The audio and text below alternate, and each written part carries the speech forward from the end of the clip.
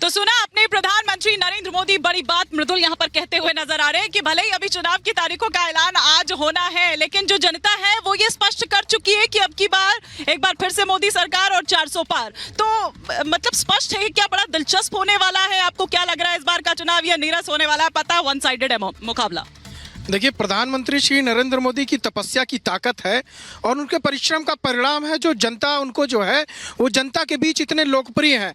वो चुनाव के पहले ही अगर 400 की बात कर रहे हैं, 370 की बात कर रहे हैं, तो आप समझ लीजिए कि वो जनता की जो है जनता के मन की बात को समझ गए हैं। क्योंकि प्रधानमंत्री नरेंद्र मोदी जो है दलों ही नहीं दिलों को भी जीतने वाले व्यक्ति हैं। जिस प्रकार से तेलंगाना के अंदर अब वो जा रहे हैं, जिस प्रकार से आपने देखा दक्षिण भारत के अंदर जहाँ पर यह कहा जाता था कि भारतीय जनता पार्टी का बहुत ज़्यादा अस्तित्व नहीं रहेगा, आज वहां की जनता उनको बढ़ चढ़ करके प्यार भी कर रही है और चुनाव में निश्चित रूप से एक बहुत बड़े आधार पर वोट भी करेगी, बहुत बड़े आधार पर वोट भी करेगी। और ये जरूरी भी होगा क्योंकि 400 पार का नारा जब आपने दिया है तो बिना साउथ के तो वो हो नहीं सकता है, वो साउथ का समर्थन भी जरूरी है। धन्यवाद हिमानी जी। पहले तो पूरे देश को भारत माता की जय, वंदे मातरम। और देखिए, ना तो नॉर्थ ना साउथ, पूरा देश मोदी का परिवार, इस बात को नरेंद्र मोदी जी ने कहा। और मैं आज की ही दो घटनाओं का जिक्र करूंगा, दोनों ही तेलंगाना से हैं। आज प्रधानमंत्री जी ने कहा पूरा देश उनके साथ है, हम 400 सीटों के साथ पुनः सरकार बना रहे हैं। और उससे 3-4 घंटे पहले एक इफ्तार पार्टी में असदुद्दीन ओवैसी और तेलंगाना के जो नवनियुक्त मुख्यमंत्री हैं रेड्डी साहब, उन्होंने क्या कहा कि हिम्मत नहीं है किसी की कि 4% मुस्लिम आरक्षण को वो हटा दें। मतलब एक तरफ ये लोग बात करते हैं केवल मुस्लिम तुष्टीकरण की और दूसरी तरफ ये नरेंद्र मोदी को गरियाते हैं। अरे नरेंद्र मोदी के लिए ना हिंदू है, ना मुस्लिम है, ना सिख है, ना ईसाई है, उनके तो ज्ञान, अरे भैया वो तो सभी को साथ लेके चलते हैं और सबके विकास में विश्वास करते हैं। और मैं एक बात और कहना चाहता हूं कि ये चुनाव जो है, ये चुनाव है धर्म आधारित राजनीति के खिलाफ, ये चुनाव है विकास के लिए। ये चुनाव तय करेगा कि इस देश को 2047 तक विश्व गुरु बनना है कि नहीं बनना। ये बड़ी बात यहाँ पर मृदुल कहते हुए नजर आए सूर्य मैथिल जी। और वैसे तो तमाम हमारे सहयोगी भी जुड़े हुए हैं, लेकिन संजय जी भी हैं। बिल्कुल, और संजय जी के पास में आऊं उससे पहले हमारे सहयोगी सत्यप्रकाश मुंबई से हमारे साथ जुड़ गए। महाराष्ट्र में क्या हलचल चल रही है, बताइए जरा सत्यप्रकाश।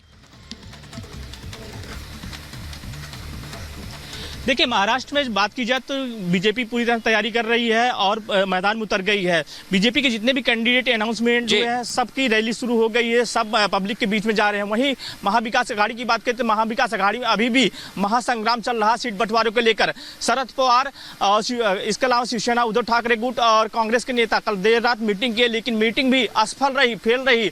फिर से मीटिंग होने वाली है, जो बताया जा रहा है कल, आज या कल सुबह मीटिंग हो गई। इसके बाद डिसीजन होगा कि कौन कौन सी सीट पे लड़ेगा। लेकिन दूसरी बात, बीजेपी के साथ जो गठबंधन है वो सारी सीटें लगभग फाइनल हो गई है।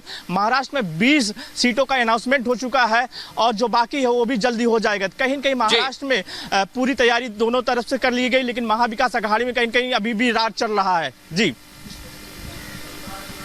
बिल्कुल, और इस पर निगाहें बनी रहेंगी सत्यप्रकाश, इस पर निगाहें हमारी बनी रहेंगी। एक बार हम राघवेंद्र का रुख करेंगे क्योंकि उनके साथ थोड़ी देर पहले अजय राय मौजूद थे और उन्होंने भी आश्वस्तता जताई है राघवेंद्र कि चुनाव में पूरी तरह से मैदान में उतरेंगे, लेकिन कब प्रत्याशियों की घोषणा होगी अब इसी को देखना है। और एक नया नारा भी दिया है मृदुल कांग्रेस ने, हाथ बदलेगा हालात। तो कितने हालात बदलेगा राघवेंद्र बताइए जरा। वो 365 दिन चुनावी मोड में रहती है, वहीं कांग्रेस ने भी दम भरा है। अभी मेरी प्रदेश अध्यक्ष अजय राय से बात हुई, उन्होंने कहा कि लगातार राहुल गांधी के नेतृत्व में न्याय यात्रा निकल रही है। इसके पहले भी यात्रा निकली थी। लगातार हम लोग बूथ से लेकर और जो ऊपरी जो हमारी जो कमेटी है उस पर लगातार काम हो रहा है। हम लोग जनता के बीच में हैं। जल्द ही जो हमें गठबंधन में जो सीट मिली है उस पर हम अपना कैंडिडेट उतारेंगे, यानी कि 18 तारीख को शायद उनकी सीसी बैठने वाली है, उसमें कांग्रेस के उम्मीदवारों का नाम उत्तर प्रदेश से हो सकता है।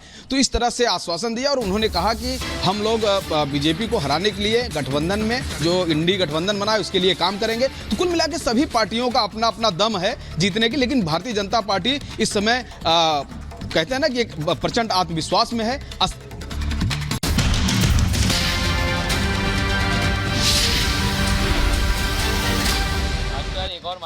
तो लगातार चर्चा हमारी जारी है। यहाँ विजय चौक से मैं और मेरे सहयोगी मृदुल शर्मा आपको पल पल की जानकारी दे रहे हैं। अब 2.5 घंटे का वक्त बाकी बाकी रह गया है। दोपहर 3 बजे इलेक्शन कमीशन की प्रेस कॉन्फ्रेंस होनी है, जब चुनाव की तारीखें सामने आ जाएगी। 6-7 चरण बताए जा रहे हैं जब चुनाव हो सकता है, लेकिन साथ ही साथ हमारे सहयोगी भी जुड़े हुए हैं, हमारे साथ सुमित जुड़े हुए हैं, हमारे साथ सत्यविजय भी जुड़े हैं। बिल्कुल, और एक बार सीधे रुख करेंगे सुमित का। सत्यविजय हमारे साथ जुड़ चुके हैं। सत्यविजय, जरा बताइए क्या इस समय माहौल चल रहा है? आपके साथ कुछ लोग भी मौजूद है, उसके बाद हम खास मेहमान हैं उनसे चर्चा भी करेंगे।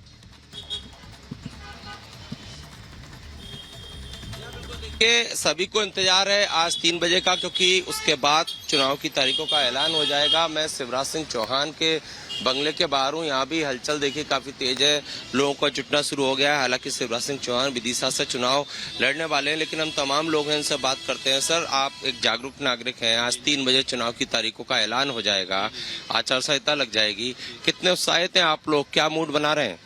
हमारा मूड है कि एक अच्छे लोकतंत्र का निर्माण हो और भारत के हर नागरिक को रोजगार मिले और भारत जिस प्रगति के साथ विकास कर रहा है उस प्रगति के साथ विकास करे। आपको क्या लगता है, अब चुनाव की तारीखें आ रही हैं तो जनता का मूड क्या कहता है?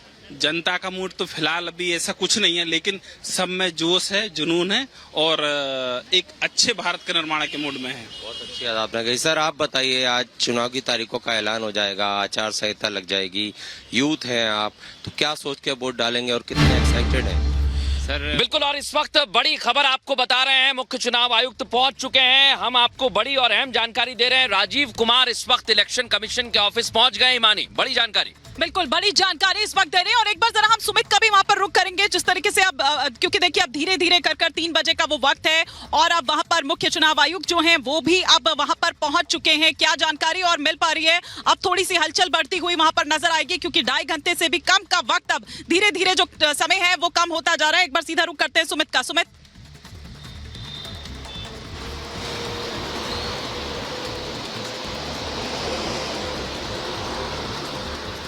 बिल्कुल ईमानी, और लगातार जिस तरीके से अपने तमाम दर्शकों हम तस्वीरें दिखा रहे हैं इलेक्शन कमीशन से, और जो चुनाव आयुक्त हैं वो अभी फिलहाल यहां पर कुछ ही देर पहले पहुंचे हैं और कुछ ही देर के बाद प्रेस कॉन्फ्रेंस, क्योंकि जैसा आपने बताया कि 2.5 घंटे से भी कम का वक्त यहां पर रह गया है और कुछ ही देर के बाद प्रेस कॉन्फ्रेंस की शुरुआत भी यहां पर हो जाएगी और वो तारीखें सामने आ जाएंगी जिसका सभी को इंतजार है, चाहे वो मतदाता हो या फिर वो तमाम उम्मीदवार जो इस बार ताल ठोकते हुए तमाम पार्टियों की तरफ से यहां पर नजर आएंगे। और साथ ही साथ वो तारीखों के साथ ही वो जो कोड ऑफ कंडक्ट है वो भी लागू यहां पर हो जाएगा। अभी कुछ ही देर पहले जो है वो इलेक्शन कमिश्नर अंदर पहुंचे हैं, आपको बताएं। बिल्कुल, और देखिए राजीव कुमार इलेक्शन कमीशन के दफ्तर पहुंच चुके हैं। नजरें हमारी बनी हुई हैं। सुमित, आपके पास लौटेंगे, लेकिन तेलंगाना, आज प्रधानमंत्री नरेंद्र मोदी पहुंचे और तेलंगाना में उन्होंने बड़ी बात कही है। जल्द ही चुनाव की घोषणा होने वाली है और घोषणा से पहले लोगों ने नतीजे तय कर दिए हैं, ये विश्वास जता रहे हैं प्रधानमंत्री और कहा कि स्पष्ट है अब की बार 400 पार। तेलंगाना में प्रधानमंत्री नरेंद्र मोदी ने क्या कहा है, आपको सुनवाते हैं। आज देश में जो अभी मैंने टीवी पे देखा